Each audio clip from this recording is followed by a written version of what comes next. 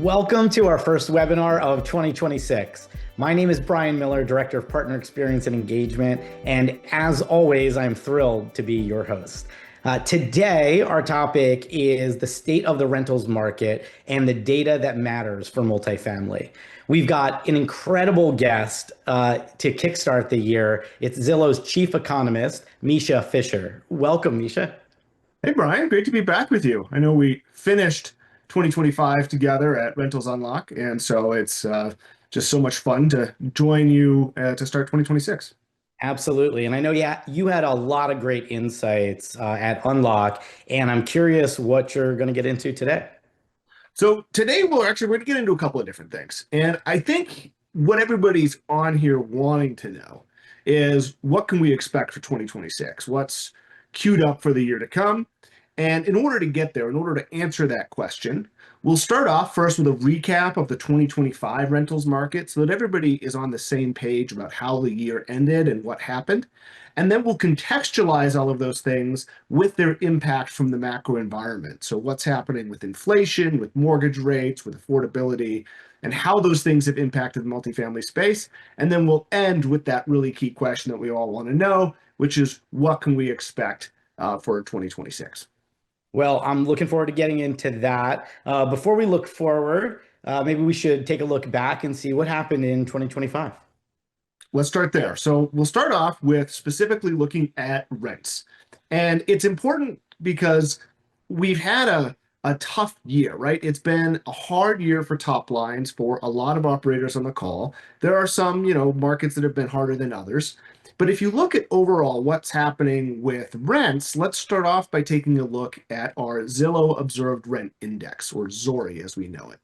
And what this is showing you is how ZORI, so our observed rents, have changed each year, year over year. And you can see we ended 2025 at, roughly a 3% overall change for single family rents. We ended it at 1.5% for multifamily rents in terms of growth. And then so the overall average was somewhere between those two at about 2.2%. But it's important to remember that this is what economists call the nominal change, not the real change. The real change we start controlling for inflation. And since inflation was around 3%, it means that for single family rents, overall rent growth was really about flat. And for multifamily, it means that in real terms, rents roughly shrunk about about 1.5% year over year. So that helps contextualize why this has been a harder environment to operate in, because they are shrinking in those real inflation adjusted terms. And if you look, that does vary a little bit across the country. So some markets are harder than others. So for those of you in San Antonio or Colorado, where I am in Denver or Phoenix, those spots of blue on the map, those are particularly weak markets where, again, in nominal terms, you can see the rents were declining 1-2% in that range. And so if you take that additional 3% of inflation, it means that rents were really shrinking by between 3 and 4% in real terms. So it's a pretty pronounced weakness in those markets. There are, of course, stronger markets for a lot of the people on here. If you look, there's that cluster along the Eastern Seaboard where we're up around 5% year over year growth in rents, and then also that cluster around the Bay Area. So again, after you control for inflation, it means that rents rose in real terms by about 2% or so in those markets. But it's also important to remember that we don't just care about rents in this, on this call. What we really care about are the total package required to get renters in the door. And so if we look at concessions being offered and how that changed over the last year, you can see 2025, we had that uptick again. It came down a little bit initially, but then we've been rising up, and we're more or less finished 2025 at an all-time high of around just under 40% of rentals needing to offer that concession or sweetener in order to get people in the door. And if you go back to the before the pandemic, that was, of course, a tiny fraction of where it is now. Yeah, and 40% is a lot.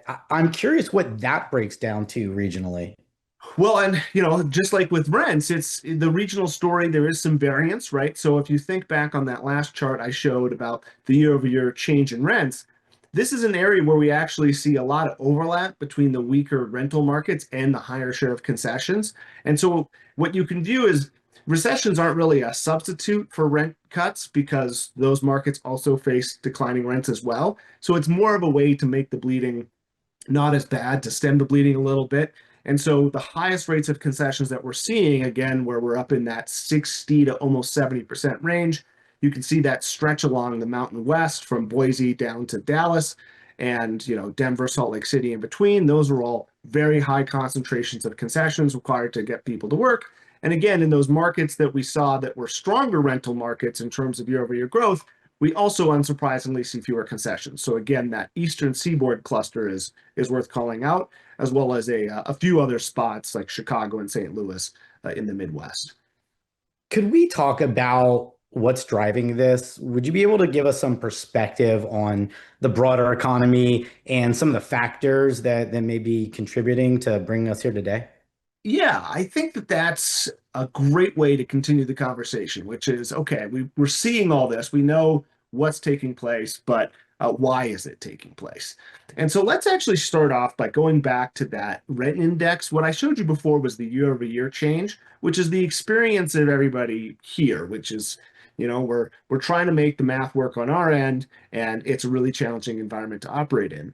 But if we look at the experience that the renter is having, they're having a different challenging experience for different reasons, which is that if you look at the typical rent people are paying, so not the year-over-year change, but just the typical rent, we're up roughly 35% since the start of the pandemic.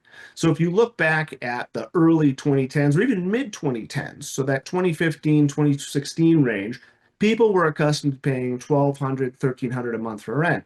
And now they're up at almost 2,000 for rent. And so even though the rate of growth has slowed down or even gone negative in some markets, for the renter, what they're experiencing is this acute strain on their budget. And they remember before the pandemic, when rents were not nearly as high and they didn't face that same sticker shock in terms of what type of rents they had to pay. On top of that, if you look at what other things they're navigating in terms of the labor market, they're having to make this math work in a really, really challenging labor market environment. Right now, the hiring rate, which is how many jobs we create given how many jobs exist, is very low. So a typical reading is usually around 4%, which means that for every 1,000 jobs that exist, we're creating around 40. But right now, we're down at 3.2%, which is actually a little lower than we were in 2008 during that midpoint of the Great Recession. So it's a really, really challenging environment for people to, go out there and feel confident that they can get that next job lined up and to sign a big lease that goes along with that confidence. And just as a note, it's important to also call out here that the latest data we have is October. I know it's starting off the new year, but these are quirks and delays from the government shutdown that we experienced last year. Maybe fair to say it's not as bad as expected, but we're seeing a lot of concern from consumers. Yeah, and I think inflation is an area where that concern is manifesting, where it's not as bad as maybe people feel, but it's still not great. And so if we look at inflation, right, that's part of what's driving higher rents. It's part of what's creating the economic anxiety around the labor market. It's part of what's creating this challenging environment for operators where rents may be going up a little bit, but your expenses are going up by more.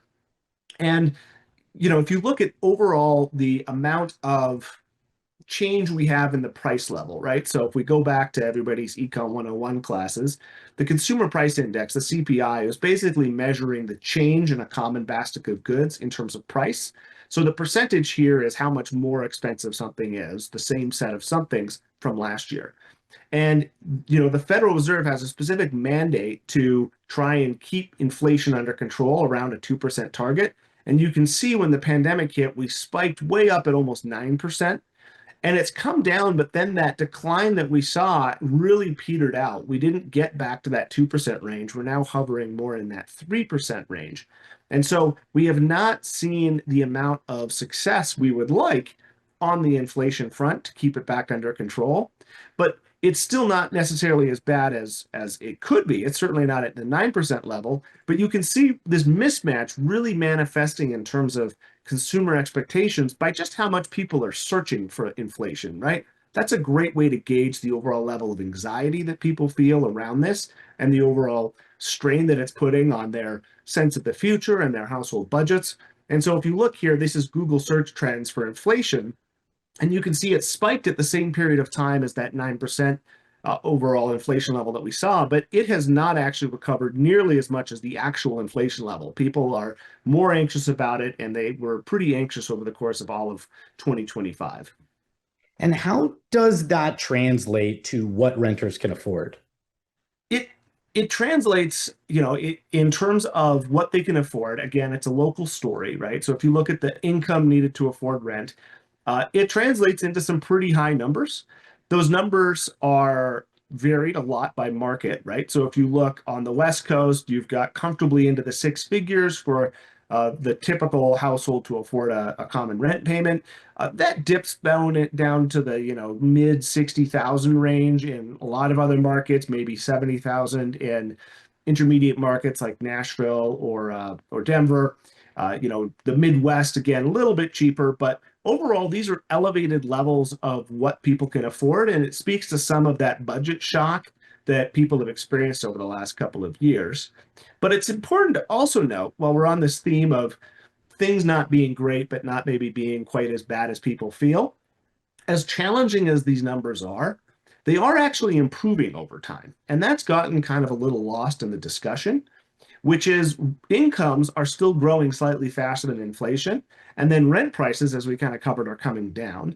And so if you look here, this is the overall share of income you would have to spend on either a mortgage payment or a rent payment. So mortgages are in blue, rents are in purple. And if you look at the homeowner affordability, you're at, roughly a third of income would be spent on that typical mortgage payment. But for all rents, it's at 26.7% of income for rent. And if you break that out further by single family versus multifamily, you actually have a pretty compelling story for the multifamily operator, because you can see that multifamily rent in a period of time when everybody is anxious about the future and feels strapped because of inflation and isn't sure about how long it'll take them to find that next job given the fragility in the labor market. Promising somebody, hey, you can get your housing needs covered for less than a quarter of your income versus as much as a third for some of these other options like single family or buying a house. That's a pretty compelling case, right? That's good news for the multifamily operator in terms of competitive positioning in the market. So, the single family operators, maybe there's a little bit more cause for concern because that mortgage payment is approaching the cost of a single family rental, but there's still a healthy buffer for the multifamily operators of being a cheaper option for a lot of households. Yeah, it sounds like there's a lot of opportunity there for multifamily. So that was 2025. Let's get into what's in store for 2026. What can you tell us? Let's start off with mortgage rates, because I think when you talk housing, whether it's rentals or owners, like that is what you tend to see the most of in the news and what people spend the most time talking about. So if you look at our mortgage rate forecast, we don't have any large decline in mortgage rates forecast for the coming year. They came down about 70 basis points this year, or this past year in 2025, and this coming year in 2026, we expect them to come a little bit further down, but still roughly remain above 6%. And so, you know, that is, an important place to start for what we're expecting for 2026, because it's such a cocktail hour conversation point. Yeah, well, and it's great information to know. I'm a little curious. What does that mean for the rental industry? Why should I care about what's happening with interest rates? If you're a multifamily operator, you should probably care for two key reasons, outside of any selfish ones, in case you own your own place and you want to refinance. But as an operator, you probably care for two other reasons. The first is mortgage rates tend to trend with overall borrowing rates. And so this boom of construction we've seen across the country that are putting that downward pressure on rates corresponded with the low mortgage rates. And so similarly, because we don't expect mortgage rates to drop, we're also not expecting a boom in underwriting for new construction. So if you look at the overall completions forecast, we're expecting completions to come down over the coming year in terms of the amount of new inventory coming online. And what that means is that there's going to be less absorption pressure put on a lot of local markets. And then the other thing is to think back about that rent versus own chart I showed that showed the different percent of income required. It means that you're going to have more muted competition from people entering the for sale space. We are expecting an uptick in for sales in 2026 in terms of people buying into new homes, but we're not expecting a dramatic uptick. We're talking still mid-single digits in terms of year-over-year growth for the for sale market. So it's not going to be a new source of competition. I see. And how does all of that impact rents? So rents, and again, I think the promise that I can make to everybody here is that we're never going to sugarcoat good or bad things for you. We're going to give you the data and we're going to tell you what we think of it. But it's on rents, it's going to be a little bit more challenging, and that's for a couple of reasons. The first is a lot of local markets are still absorbing some of that inventory. And the second is that we are expecting the unemployment rate to tick up a little bit further. Right now, the labor market has been creaking. We're not expecting a severe contraction or anything like that. We're expecting some slight further softening in the labor market. But what that does mean is that you're going to see a little bit further downward pressure on rents. So right now, we're expecting unemployment rate to tick up over the course of 2026, end the year roughly in the mid-4 range. And, in terms of impacting rents, that's going to put some downward pressure on rents. And so we are expecting that the overall rental landscape will face further softening in terms of prices, ending the year down about another 1%. Got it. Well, as ominous as all that sounds, I think it's important to call out that it's not a sealed fate either, right? So I always look at this as a signal to react. This is our moment to take action so we can stay above that. One way, of course, being the right marketing source, which is such a vital component when it comes to not just rents, but controlling occupancy as well.